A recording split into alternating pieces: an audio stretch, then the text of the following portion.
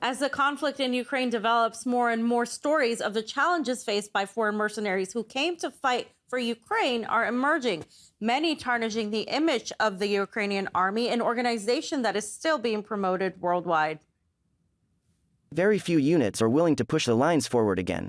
Most are burned out or wiped out, scared or tired. The foreigners were being used as meat shields in the beginning. I suppose it's not the story people want to hear, but the gap between how the war is shown in the media and the reality of the place is kind of ridiculous. The lack of training and organization. I was working in a hospital for a while, which was frustrating, because outside of shrapnel injuries, most of the injuries were related to friendly fire.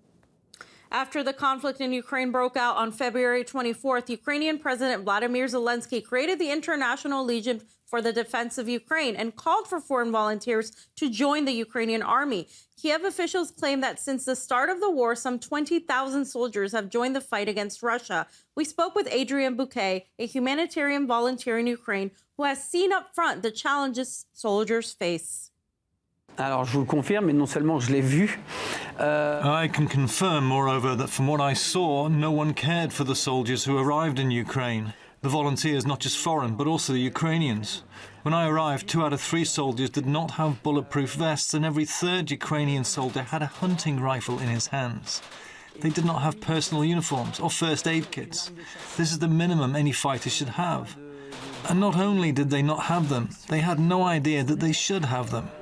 When I was in Ukraine, the military demanded our medicines and medical equipment. We came to Ukraine to provide assistance and distribute medicine to civilians, but many of our medicines were stolen by the military and Azov fighters. I talked with humanitarian volunteers and volunteers who came to fight against Russia. Some were initially against the Russians, happy to fight for Ukraine in order to kill Russians, and some, such as a friend of mine, thought that the invasion was really happening, that the Russians were killing civilians. But when they arrived, realized this was absolutely not true, and he decided to go home.